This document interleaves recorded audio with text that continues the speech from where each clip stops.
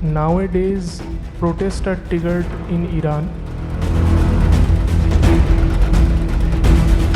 This is the beginning of the inner revolution. Yes, we have tried science, we have tried psychology, we have tried politics, we have tried organized religion, we have tried prosperity, we have tried various kinds of economic models. We have tried all of that, and that is not succeeding. Now, what do I do as an individual? I carry the weight of entire history.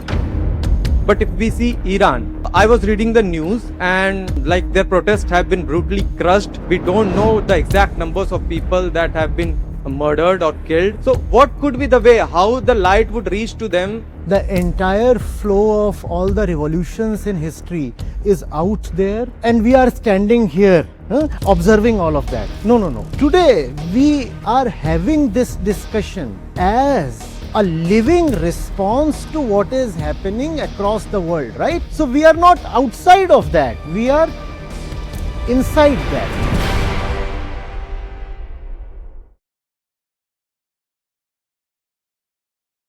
Good evening, sir. So, sir, nowadays protests are triggered in Iran. So they have gone from economic grievances to an anti-regime protest, and external effects like EU has declared their military as a terrorist organization and America's military. So what is your response regarding this situation, and how can there be a peaceful transition without chaos?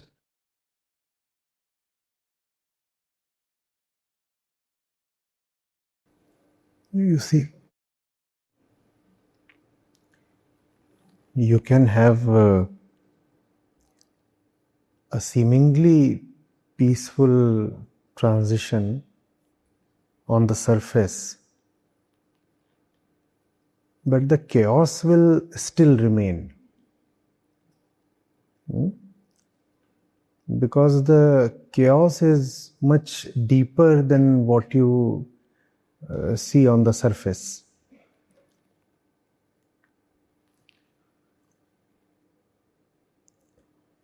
I call these rotating revolutions.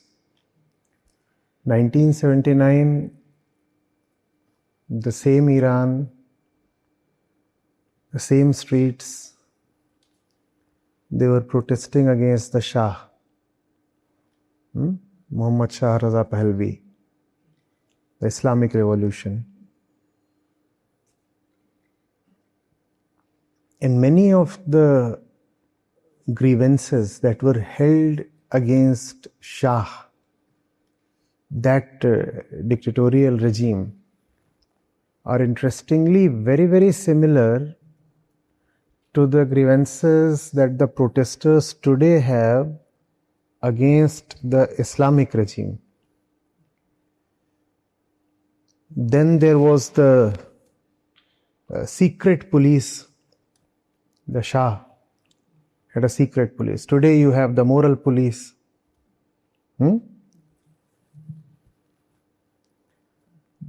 Then there was a dictatorship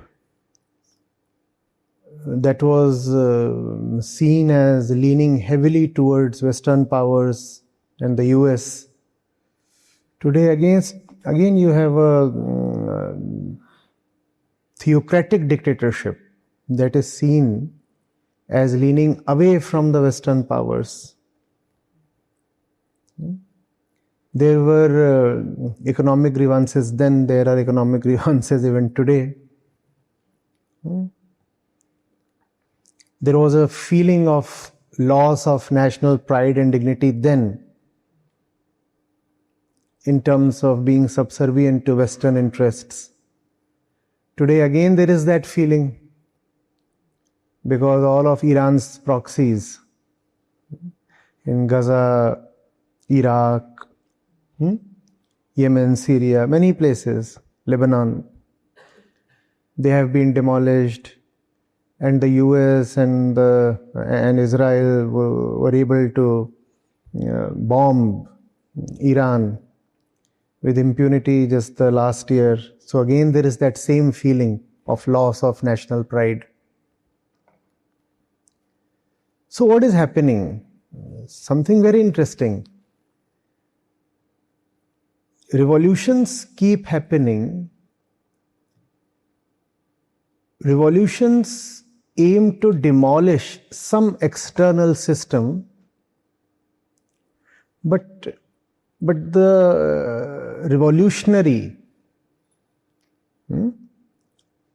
the man or in case of Iran today, the woman on the street, rarely bothers to ask, what in me, first of all, created this system? So I am the ego. I create one system. It is dictatorial. It smells a particular kind. It wears a particular color. It chants a particular slogan. I am the creator. I am the ego. And that system serves me not. It cannot make me any better. It cannot bring me real peace, real progress or prosperity. Because the system is, after all, my own baby. The leaves cannot change the roots, can they? The leaves cannot change the roots.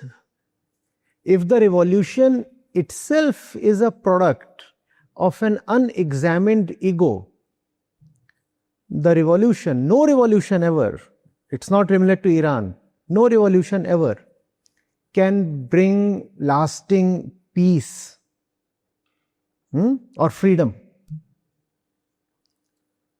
You look at the world around, the Russian Revolution. Let there be power to the workers. Let there be power to the workers. And we got Stalin.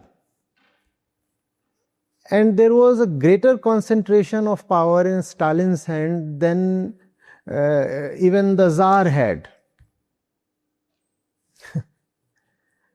The number of people that were killed for political reasons in Stalin's regime far exceeded anything that the Tsar ever did.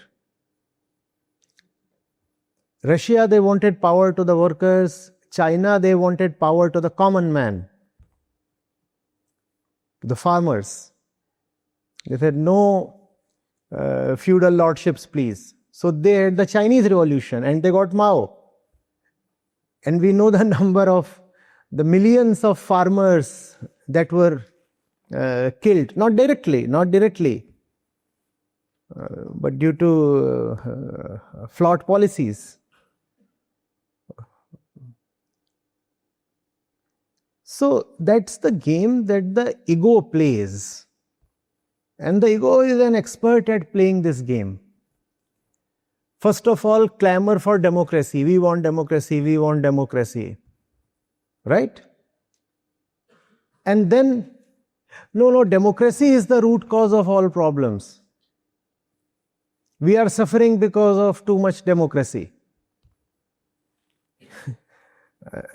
Does that sound familiar? Yes?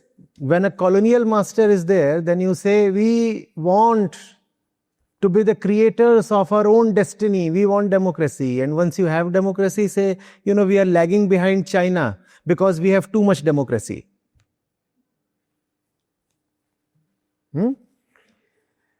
We keep playing the blame game at the level of systems. As if systems run people. As if systems make people. See, obviously, we understand systems have power. A woman, for example, living in the Iranian system, experiences life very differently compared to a woman in, let's say, Germany, today's Germany. So yes, the systems do have power. But out of these two, the ego and the system, the more fundamental one is the ego, and that's something that the ego never wants to admit. It would pretend as if the system is everything and changing the system would change life. So it keeps rotating systems. Communist countries become capitalist, traditional countries become modern, right-leaning countries become left-leaning, secular countries become theocratic, dictatorships become democracies, systems keep coming and going, the churn continues. And no system ever suffices. Because the ego, the producer of all systems, remains unseen, untested, unexamined. Every time a system created by the ego fails, the ego will never admit, I have failed. It will say, the system is at flaw.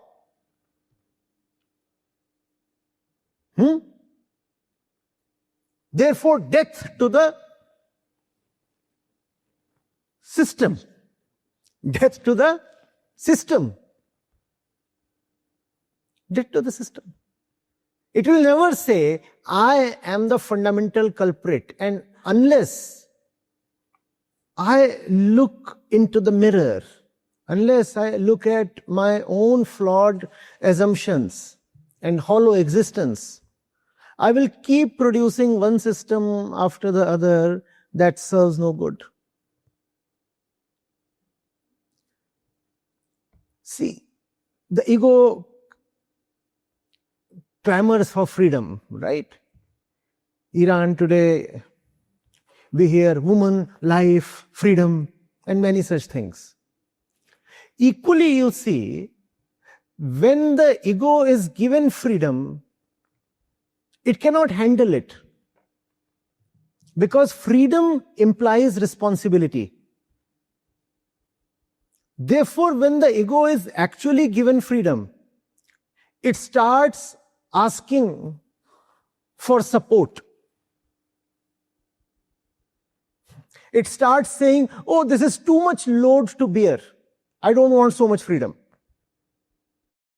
When the ego does not have freedom, we know the Mahsamini case, and the ego has a legitimate urge for freedom that must be respected, yes. But since the ego does not know itself, therefore it also does not know what real freedom truly means. Real freedom is not just about having certain rights, social, political, judicial, etc. That's not real freedom. Real freedom is when you are inwardly free. And that is a freedom the ego neither wants to have nor would tolerate. So you give democracy to the ego, and what would it do? It would elect strongmen through the democratic route, like what you see in the US today.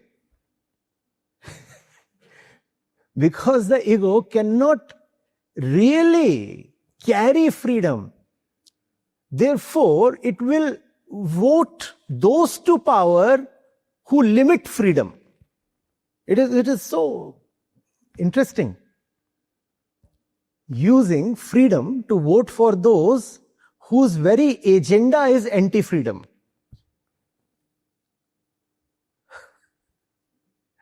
And then we keep blaming systems, we keep blaming neighbors, we keep blaming global conditions or economic cycles. We keep saying those things. A lot of people think that the Iranian turmoil is because inflation has touched 40%, or that unemployment is close to 20%. They think it's because of the external hardship that the people are out on the streets. No, not really. The ego would always prefer to be out on the streets rather than in with the truth. Because it's much easier to raise slogans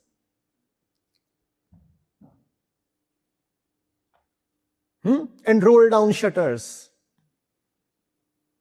and stop traffic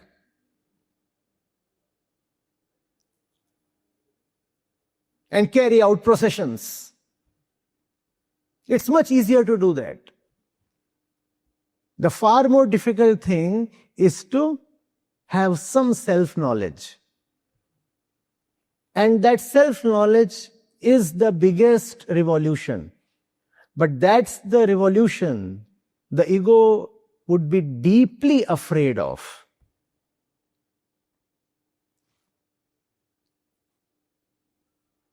In its place, it would go for all kinds of external this and that.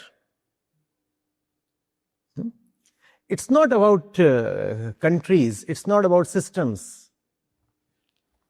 It's also not about politics or religion. It's about the human being.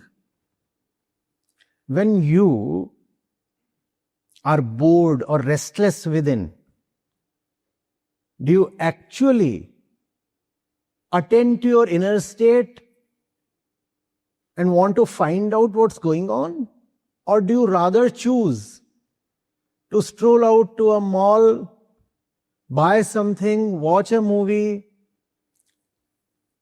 scroll Instagram, or endlessly gossip with somebody who can take your gibberish? The moment the ego finds itself in discomfort, it chooses to venture out.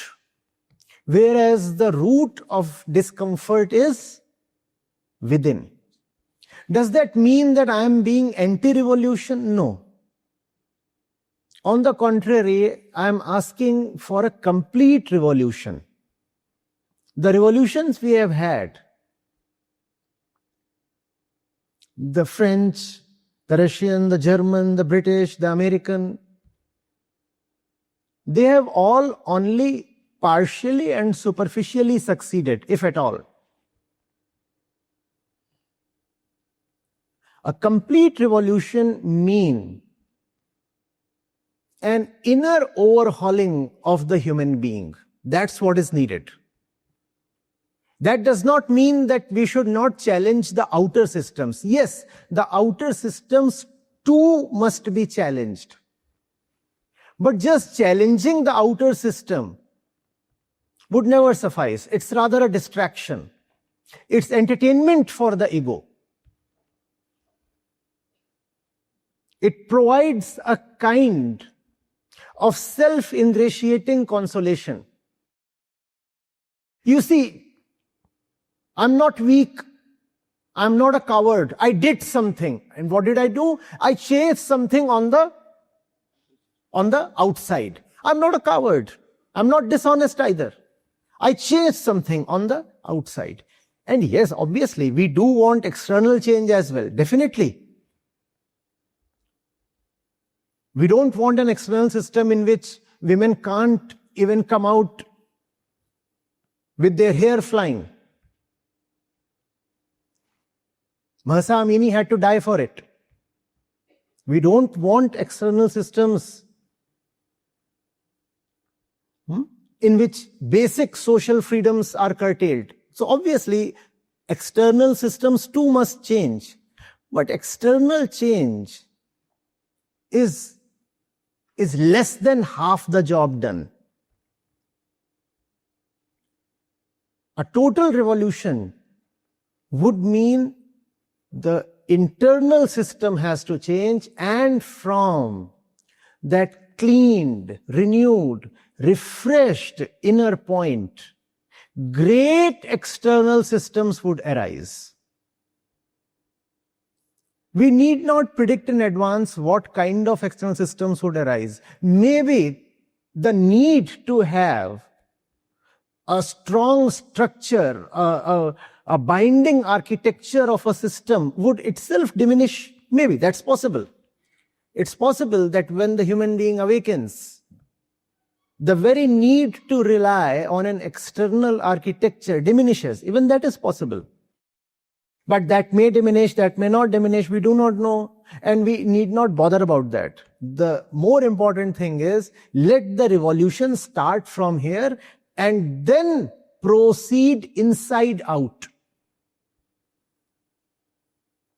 Our revolutions remain out. They don't even proceed outside in. They just don't touch the inner thing. Let the revolution start from the heart and then proceed to the streets and the systems and the parliaments. That's fine. My question has actually two parts. Let me start with first. We talked of Iran, we talked of freedom, revolution. Freedom actually means being inwardly free, and revolution is actually total revolution, and the ego does never want total revolution, right? So correct me if I'm right, if I understood it right. We are talking of Iran, so actually we are talking of masses here, right? Although masses comprise of individuals only. So a day that comes when the masses are awakened, like a freedom from, although it is an evolving process, but that day, the kind of suppression that we see in Iran today, the kind of violence or the kind of regime that we see today, and you also talked of systems, that we cling to the systems. So the system would be completely different. Maybe it would be a democracy, we don't know. Maybe it would be something else, we don't know. Or maybe it would be something that we know, but in some other way. But that would be the thing that would happen when the masses are little awakened, right? This is my first part. The second is, but now we are living in reality. Now the condition is that, suppose we are here in India, you are in India, you are doing your work because you know what is right. I am here in front of you because I know what is right. But if we see Iran, okay, I was reading the news, and their protests have been brutally crushed. We don't know the exact numbers of people that have been murdered or killed. So what could be the way how the light would reach to them, that in the present times that awakening would arise into them? What could be the way? Or being here, we are talking, we should say that me and you should be, this event should be so loud, this conversation should be so successful that the light reaches to them. Yeah. In fact, you have very nicely concluded your question as the beginning of the solution itself. You see, you and I are not outside what's going on. Let not the mental model be that Iran is there, China is there, Russia is there, US is there, Europe is there. Even the Indian political system is somewhere out there. The entire flow of all the revolutions in history is out there, and we are standing here observing all of that. No. Today we are having this discussion as a living response to what is happening across the world, right? So we are not outside of that. We are inside that. And this is the beginning of the inner revolution. Yes. When we see that as a species, as human beings, we have been restless all throughout history. Always. Why do you think that old man, that ancient one, chose to step out of the forest? Why did he take to farming? Why? And from farming, why did he come to industry? And from industry, why did he come to the internet? Why? Because we have always been restless. Right? So the revolution which comes from restlessness is not out there somewhere. That restlessness is in here. In here. And we are seeing how we are coping with that restlessness. What are we doing? We are trying one external solution after the other. So what you are seeing in Iran today is a form of an attempted political solution, right? It is an attempted political solution to human restlessness. Are you getting it? When you say, I want the kind of generative AI that is able to read even my heart and de facto act as my lover. even that is an attempted solution to inner restlessness. And we have tried all kinds of solutions. This entire edifice of culture and civilization and knowledge and economy and progress that we have built is nothing but a reaction to our restlessness. Sometimes it appears in the form of a political revolution, at other times it appears in the form of exploration of outer space. But the basic restlessness is the same. So far, so good. Should we not also see that the restlessness has not diminished? That we have tried virtually everything that we can try in the entire universe. Fundamentally. From here, we will only amplify what already exists. We will not do anything fundamentally different. And we have tried all of that. We have tried science, we have tried psychology, we have tried politics. We have tried organized religion. We have tried prosperity. We have tried various kinds of economic models. We have tried various kinds of relationships between human beings. We have tried all of that. And that is not succeeding. That is not succeeding. Now, what do I do as an individual? I am not just the human being standing here in front of you, X years old. I carry the weight of entire history. I am Homo sapiens. And I have been trying all kinds of treatments to my physiological restlessness since eternity. I am born restless. And I have been attempting this, entertainment, adventure, thrill, wars, mercy, you name it. Art, culture, science, I have been attempting everything. From the deepest kind of welfare to the biggest slaughters, I have been attempting everything, and I am still restless. So what should be the first honest thing to conclude? The external direction is not working out. Irrespective of what is done outwardly, the inner problem will not be solved. Are you getting it? And that is seen in the middle of the turmoil and the restlessness. There must be surely somebody in Iran who would be seeing this. They would be saying, Iran has such a variegated history. Right? It starts with the Aryans, Zendavesta, Zarathustra, the great battles. Then Islam arrives. The Parsis flee. And then the age of the Persian dominance. And all this has been happening. We have been changing everything possible. Color, costume, religion, regimes.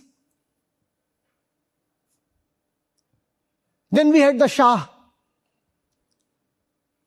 We changed the Shah. We brought in Ayatollah Khomeini. And now, not even half a century has passed and we want change. We want change. Once again, somebody within the entire turmoil has to be seeing this, or at least honestly acknowledging this. All the external attempts that mankind makes are not succeeding.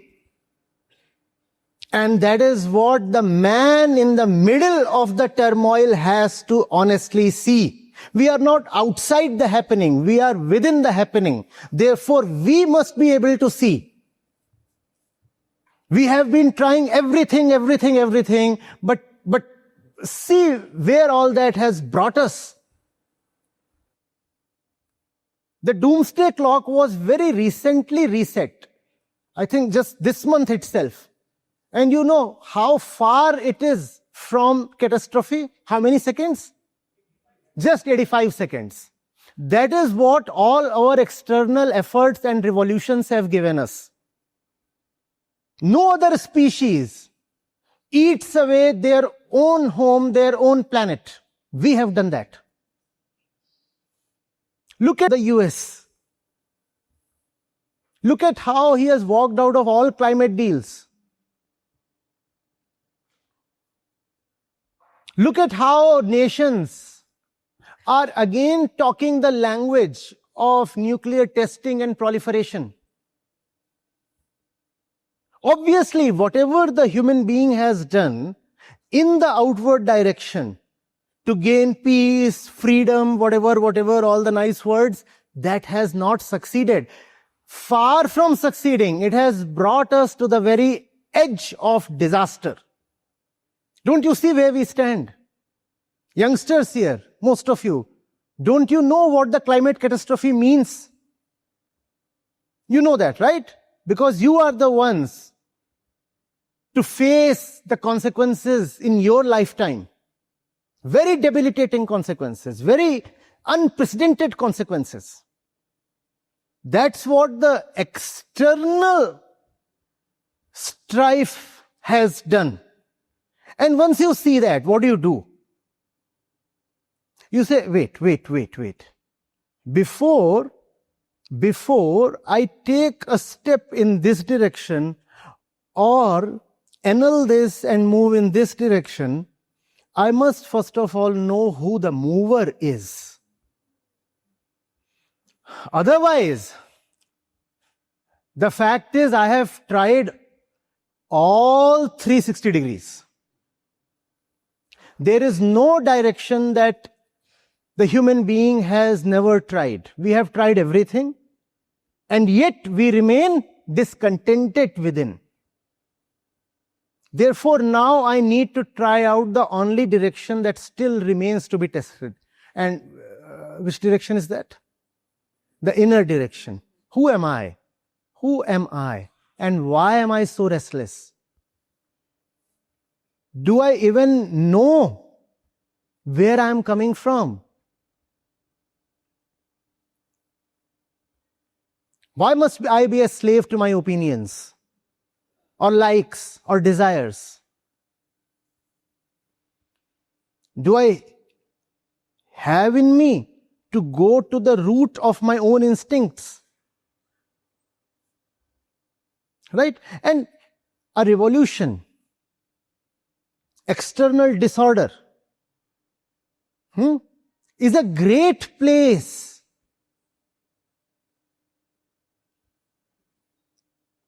to let these reflections be invoked within you. There was the culling war,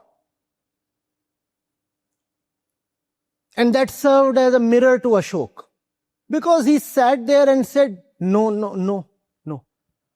I'm seeing what is happening. I cannot deny it anymore. The consequences are right there in front of me, and this won't work. Therefore, he was forced to turn within. So a new system came up. Did Ashok resign? Did he run away to the jungle? No, he still remained the emperor. But the very nature of the empire changed. He still remained the emperor, but the whole imperial posture changed. And that's how a new system arises. When you honestly look at the devastation all around you and say, I have tried out everything, and this is not the way it's ever going to work. Maybe I have not tried out everything in my own limited lifetime, but when I look at the history of mankind, every possible thing has been tried out, and this is not the way it will work out. And then you say, Dhammam Sharanam Gacchami. That's the way. And that does not mean, I repeat, that you have to abdicate the throne. That does not mean that you have to run away from the campus. That simply means that the normal territorial emperor called Ashok becomes Ashok the Great. He still remains the emperor. He still uses technology. He was still sending out missions and missionaries, but not to conquer, to enlighten. Do you get this? I'm not saying one has to copy Ashok's system or any other system. What I'm saying is something beautiful arises from self-knowledge.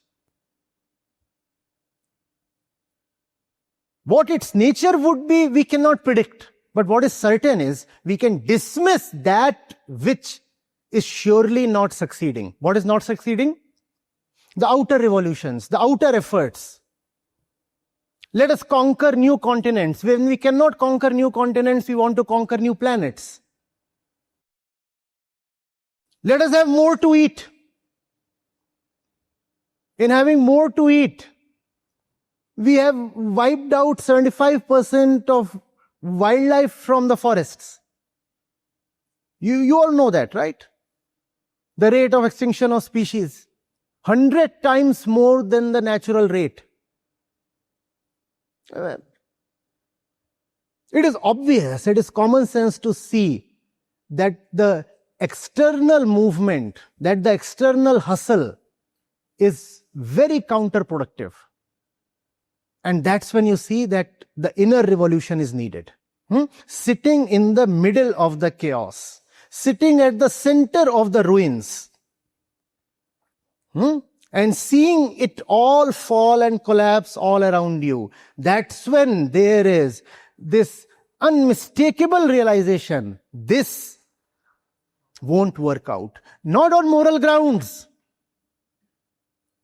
very practical grounds. This is not succeeding. This is not working out. Something else needs to be attempted. Yep. Good evening, sir. Sir, as you said, don't blame the system, but once a person go out of the league, then this system try to suppress them. Once a person goes tries to out of league or try to do something new. Okay. This system try to suppress them or society.